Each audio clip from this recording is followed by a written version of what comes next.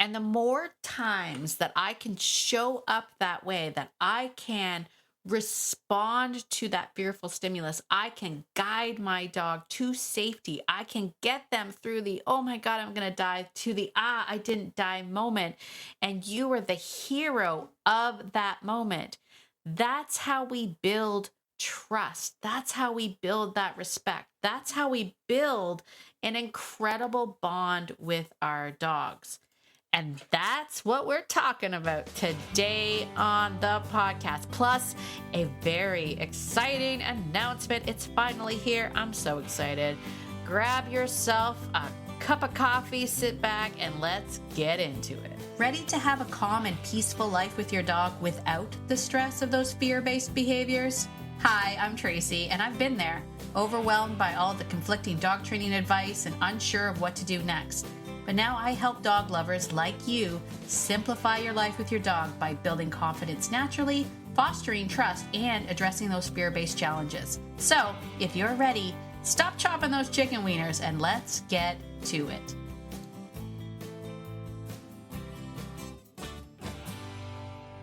Hello, hello, hello, and welcome to Beyond Obedience. Oh my gosh, there is some exciting stuff happening today on the podcast. It's finally done. I hope it's done. If you know anything about me, you know me and technology are not friends. I'm really good at dogs, just not really great with technology. So, give me some grace if you're trying to connect with me and you're like, she's not getting back to me. It's not me. I mean, it is me. Let's be real. It's me. I'm just not great with it. But special announcement today. I'm really, really excited about it. But today I wanted to talk about I'm going to say number one mistake dog lovers make when handling fearful behavior. And if I had to break it down, and I hope my good friends over in the Fearful Dog don't mind me sharing this story a little bit, but if I have to break it down, it would be this idea that you need to have a plan. You need to have a plan. I think it's the number one mistake that people have. When something happens, when your dog has a fearful reaction or any reaction, and you find yourself pausing, and then you have what am I going to do? Frantic moment. Like you're like, do I grab the leash? What am I doing? Do I put the dog behind me? Do I put my dog on my head? Like, you don't know. And you have this frantic sort of energy about you. You inadvertently feed into the chaos of the moment. Remember, if you think about fearful dogs and what they're going through, they're having the I'm gonna die moment. Like they are in it, and they are quickly searching and seeking for safety and answers. And what do I do? And if they look up at you and you're like, what do we do? You're gonna have a problem, right? You're gonna have a problem. So the number one mistake that I think people make is this idea of not having a plan. Now, don't get me wrong. Before you say to me, but Tracy, how can I possibly have a plan for all the things all the time? I don't know. Like this dog came out of nowhere. And this is actually what prompted this discussion. Was we were having this discussion inside the Fearful Dog student community, and somebody mentioned that a repair person came 20 minutes early. What? In what universe do repair people show up early for appointments? I mean, for reals. Like, what is happening? And I legitimately was like, well, yeah, you wouldn't have expected that. You wouldn't have expected. I mean, here she was getting planned. She knew this person was coming. She had everything in mind. And then he came 20 minutes early. So we have to, we know that we can't be prepared for every little nuance of things, but you need to have a plan and an idea of what it is that you want the dog to do, right? What do you want the dog to do? And I've mentioned this, I'm going to mention it again because it is so true. You can't think about what you don't want the dog to do, because that's not going to help you, right? You can't sit there and go, I don't want the dog to pull. I don't want the dog to bark. I don't want the dog to jump up and peel. All of that stuff. What do you want them to do? What do you want them to do? And then ask the second question, can your dog do it?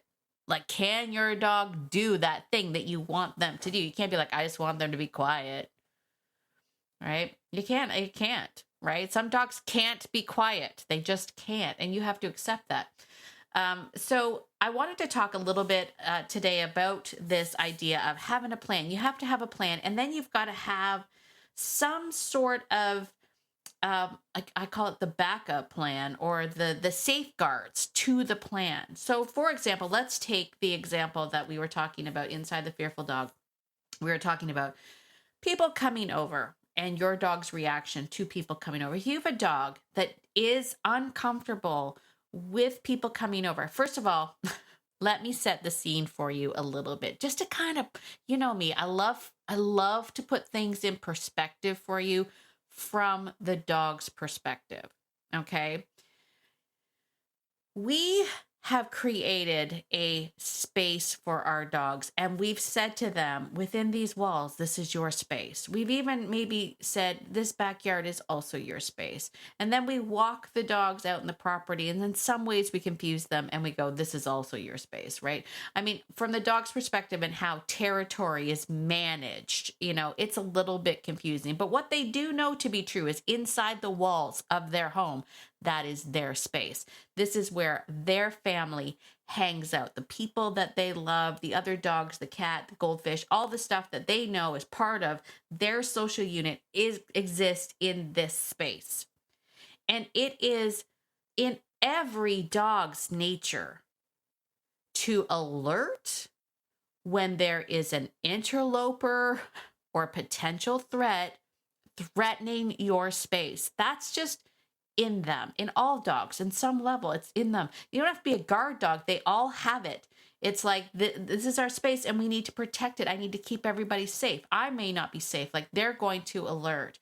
And then on top of it, when we invite, especially in this case, repair people, the cable guy, somebody coming to fix your water heater, whatever. When we invite those people into our house, there is a difference. And please, tell me, dogs don't pick up on it. There's a difference between when you invite a friend into your house versus when you invite a stranger into the house. You are different. You present differently. You're not giving that person a hug. You're not going laughing. You're not relaxed. You're not like, come on in and have a seat. You're not doing any of that. This is a stranger. You're acting differently, almost professionally, one will say. You probably had to put on pants in order for this person to come over to your house. It's your best friend. You might still be in your jams, like, let's just hang out and watch Netflix, whatever. You get my point. The point is you're showing up. Differently. You are telling your dog something is different, that this person that you have just welcomed into the den, into your home, is in fact an interloper. So it's much harder for dogs to feel safe and be calm in this environment because they're reading you. And you're not necessarily calm. You're being weird. You're being professional. You're maybe making some jokes and being all like trying to be funny. I don't know what you're doing. But the point is, for a dog, it's weird, right? It's just weird. Dogs don't normally invite interlopers into the house. So you have to respect that. One of the things, and I will mention it here because I thought it was a good point to make, because I don't know if I've ever mentioned it before, but I do not let workers or non-friendly guests. That sounds weird. What's the word I'm looking for? Like, people that aren't your friends. When they come into my home, I don't have them interact with the dogs. I just don't. I don't have them try to say hi to the dogs. I certainly don't have them pet the dogs. And here's the reason why. Everyone does the same thing. Everyone does the same thing. Whenever you come into the home, and I say everybody, I've been known to do it too, right? Not as much now because I get it. But in my younger years, I've been known to do this too, because we were all told to do this. What does everyone do? They bend over and they go, hey, buddy, and they stick their fist out in the dog's face to smell them. And I'm here to tell you that if it's an interloper in the den, and sticking your hand in their face is not going to make them trust you or feel better about your presence. It's just not. So I have my own what I do with my dogs when I have a repair person, a delivery, whatever, the stranger danger people that come to my house. I have protocols in place. Now I have 5 dogs in my house, so there is a difference that I do, and I'll go over what I do. Why not? I'll go over what I do. So for me in my home, the first thing that I have to do is get the Aussies under control. So I have 2 Australian Shepherds. I got to get them under control. The male Aussie and my Jack Russell Terrier will be the ones that alert the most. They will bark and run to the stairs. The Australian Shepherd will go down the stairs to the window to let that interloper know that he's there. So first and foremost, I will get him and my female Aussie back up the stairs, and I just put them away. Yep, I just put them away. First of all, first of all, anybody that comes to my door and hears the barking will know that I'm getting the dogs under control. So I actually have learned to train myself to not worry about the person behind the door. I really don't care anymore. I'm like, you can hear the chaos that's going on here, so you know what I'm doing. So I just remain calm. I call Irie back up the stairs. I'm like, come on, buddy, let's go. If he's really intense, and this only happens when the person standing on the other side of the door stares at him through the window, which is just something that everyone does, right? Like, because you're like, there's a dog barking, let's stare at it. And that makes him crazy. So sometimes I have to go down the steps, and I will just body block in front of him till I get his attention, and then I'll snap my finger and point up the stairs. He goes up the stairs. I put him and I put Rue in the bedroom. I shut the door. At this point in time, if I know that I'll have to open the door and the person has to come in, I will just take Nike and I'll ask her to go to her crate. She may make some noise still, but I just kind of like, you do you, whatever, like she's still like, she's her Jack Russell self. So she's just being a Jack Russell. But she is very good to go in her crate. I just have to say, go to your crate. She'll go to her crate. And then here's the point where, it gets a little bit different for me. I have 2 Noofs that are in the house. They don't care about people. I mean, they like people, but they're not like over the top with them. If it's somebody that, let's say, is only going to be passing through the house to like work on an outside feature or whatnot, I'll just be like, are you cool with dogs? If they are, I'll just be like, those are the Noofs, just walk right by, kind of a thing. If they have to work within my house to fix something in my home, I'll actually usually put those Noofs away as well. Not because they are fearful of people or any of that, but simply because they're big and in the way. they're always in the way. Like, you have to step over them. Like, they're always in the way. So I'll just put them away. If it's somebody that's just coming to my door to talk to me about something, like back when, the political candidates were coming around door to door and talking to us, I would leave the Noofs and quite often the Jack Russell out. One, because they don't come down the stairs. They learn to just sort of stay at the top of the stairs, so I can actually have somebody come in my doorway. We can chat, talk about politics, and then I carry on. That's my basic protocol for when people come to my house.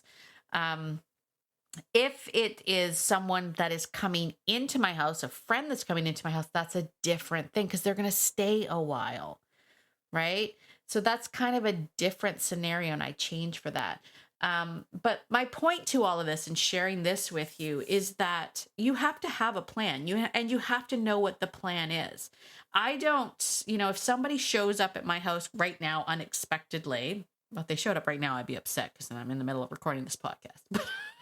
But if someone comes to my house unexpectedly, I don't have this like, oh no, like, in this freak out. I have a plan. I know where the dogs are going, where they're supposed to be, and they know where they're going.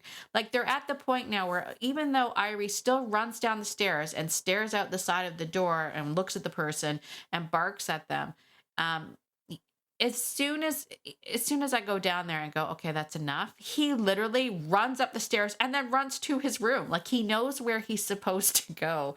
Rue knows that she's supposed to go to her crate. Like, they know where they're supposed to go because it's something that I know. Like, it's the plan.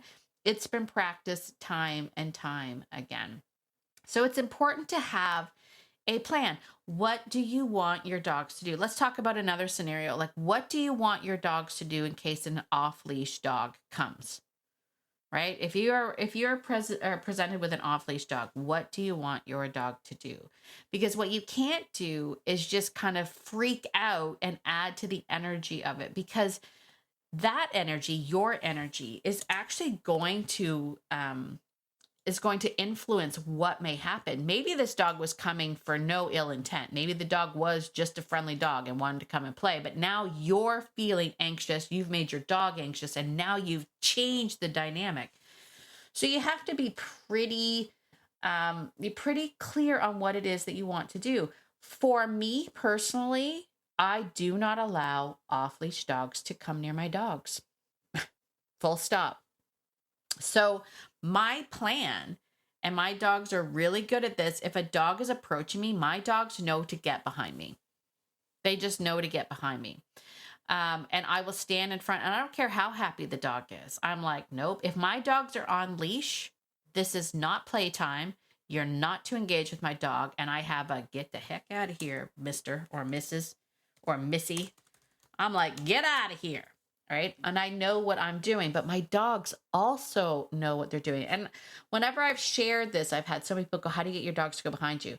It is something that I mean, my dogs just do it now.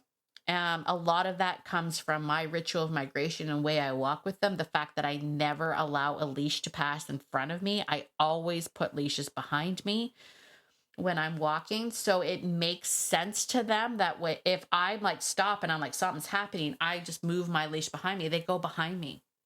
They know what to do.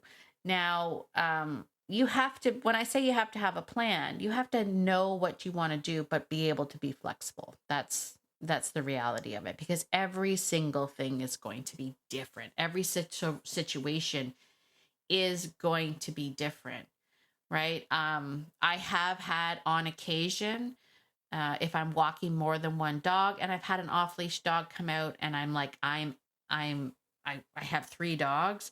I will, instead of moving them all behind me, I will move probably a noof to the side of the dog to be a blocker dog.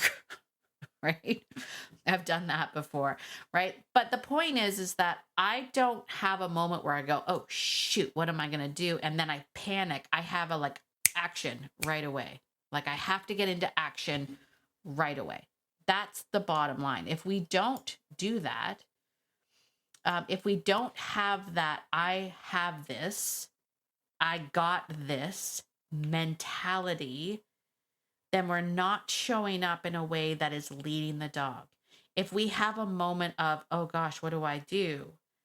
And then we look at our dog like, oh, what are we going to do? Then our dog's like, you don't got this. I don't got this. And then they feel the need to step in, right? And that's where we fall apart.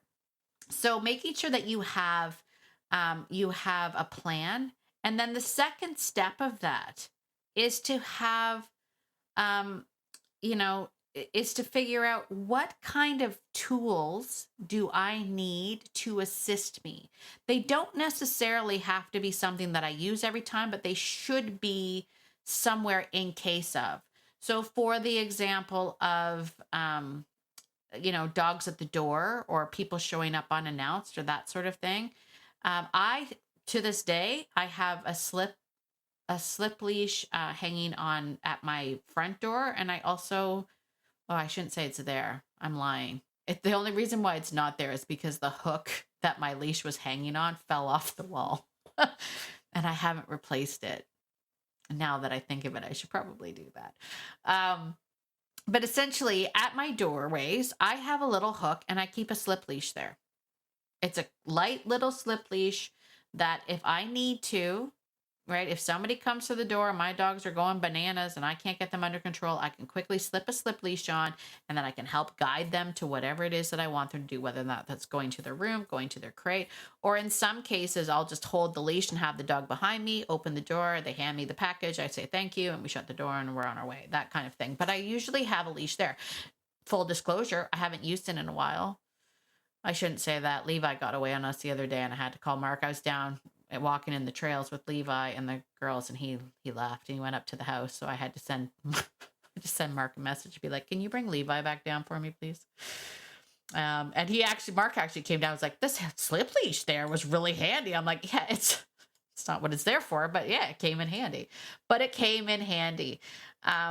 For example, when we ran our dog daycare, we always had, a slip leash on the fence line in case dogs got out of control or we needed to assist in some way or put a dog on a leash.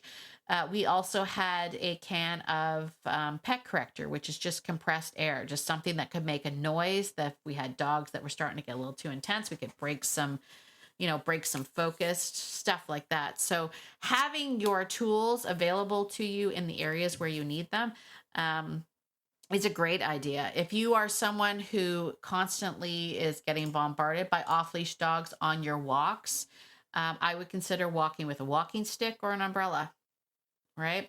I think I've mentioned this before as a tactical, but if you are walking with an umbrella, you want to make sure that your dog used to an umbrella opening and closing around you. So you would, do some training around that. But just this idea that having some tools and techniques and equipment that help assist you to allow you to be successful, to let your dog know, hey, you don't have to fret about this. I got this, right? Is imperative. Even things like having comfort items like thunder shirts and crates in your house and all of those kind of things, whatever it is, every dog and every person is going to be different. This isn't a one size fits all. You have to sort of figure it out for yourself, but know that you need to have a baseline plan, an end goal. What is it that you want the dogs to do? What is it that you need your dog to do? And have that sort of formulated in your mind so that when that fearful trigger happens, you can go, all right, plan B, plan A, plan B. You have it in your head of what it is that you're going to do. Because if you don't and you pause, then you don't have it under control. And leaders are the ones that are able to respond to any situation without getting stressed out. That is one of the key components of a good leader. They can handle their what without getting stressed out. And how do we do that? We do that by having a plan. We have to have a plan. What are you going to do? What are you going to do? What do you want your dog to do? And can your dog do it? And how can you get there? Okay? Stress and confusion, it just lowers your leadership scorecard to a point where some dogs are going to be like, you don't got it, and I need to step in. And that's what we don't want them to do, because we know if you're working with a fearful dog, we know their way of dealing with it is going to be chaotic. Right? That's like fear is chaotic, right? They feel out of control.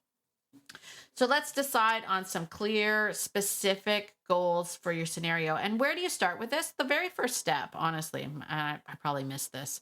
#menopause. The very first start is define where your dog's triggers are, right? Like where is it going to be a problem? You already know this, right? Your dog doesn't like other dogs. It's going to be off-leash dogs, right? Dogs that come out of nowhere or whatnot. What are we going to do for that? Your dog doesn't like people in the house. That's not weird. That's not weird, right? Your dog doesn't like people in the house. What are we going to do about it? What do you want your dog to do? And then that second question, which is really, really pivotal, is you need to make sure your dog can do it, right? Let's not come up with things your dog can't do, right? I don't expect my Jack Russell to not bark when people come over. Right? Like that's not an expectation. That's, to me, that's it's in her genetic DNA to be like that. I'm not going to be able to stop that. I accept a lot of that. but she does have to go to her crate when I ask her to go to her crate. And she does. And that's what we do. All right. And then let's talk a little bit about what that means for you and your relationship with your dog. When we start to get this idea of having our plan together, knowing exactly what we're going to do with some flexibility, some little nuances there, not being completely like tied to the exact outcome, but know where we want to go.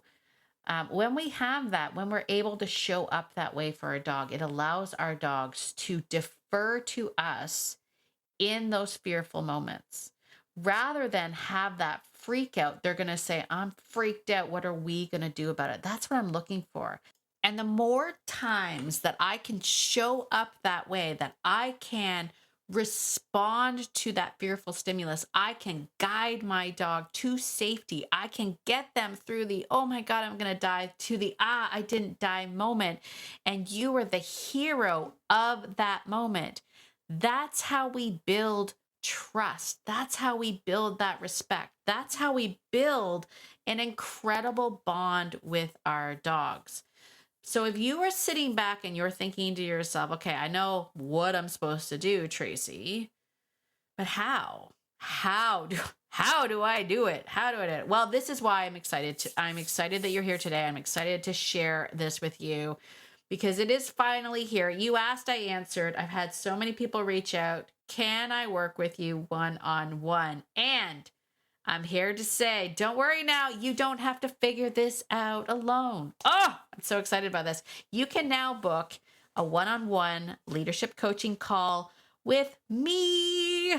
And this isn't a cookie cutter dog training program or generic advice, honestly. This is going to be about you and your dog, okay?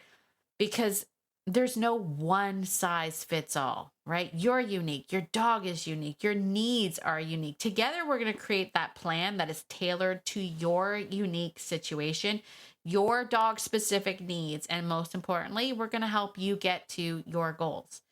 So inside this call, I'm going to help you truly understand your dog, because you know how much I love that, right? How they see the world, what your dog needs to feel safe, how you can lead them with confidence and clarity. Doesn't that sound amazing? I'm very excited about this. We're going to dive into what leadership really means and cover your personal leadership style, stuff we've talked about here in the podcast. But you know what? Let's sit down and do it, right? We're going to build a step-by-step strategy so that you can show up for your dog in a way that builds trust and respect and an even stronger bond than you could have imagined, right? So how do you do it?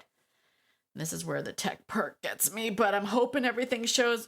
I did it myself. So please, try it. If it doesn't work, let me know. Somebody let me know. Okay. But if you're ready to move on from feeling stuck to showing up as a calm, confident leader, let's make this happen. Let's just do this. You and me together. You're going to head over to beyondobedience.ca/session. beyondobedience.ca/sessions, SESSION, as in booking your session with me today. I can't wait to help you and start this incredible journey together. It's going to be a lot of fun. We're hanging out on Zoom. We're going to have coffee or tea, or if it's an evening appointment, maybe we'll have something else. I don't know, but we're going to get down to it. And I'm excited for this. I know many people have reached out and they're like, can I work with you? Do you have this one-on-one? And while I love the Fearful Dog, and that option is still open for you, I will say that if you want to join the online group coaching program, Fearful Dog is for you. But if you were like, I just have a few questions, I'd love to sit down and chat with Tracy, this call is for you. All right. I also want to let you know it's a new year. So this is our starter price point. I think it's really affordable and a really great opportunity for us to get together. So go to beyondobedience.ca/session to book your time in with me. I can't wait to see you there. And as always, get out there today, my friend, and be the person that your dog thinks you are, because your dog thinks that you're amazing. And so do I. Have a wonderful day, and I will see you in the next episode. Bye for now.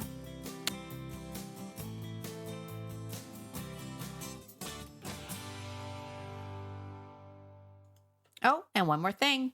This podcast is meant for entertainment and education purposes only and is not meant to replace hands-on professional training. If you're really struggling with your dog, please reach out to a professional in your area. All right, I think that's it. Bye for now.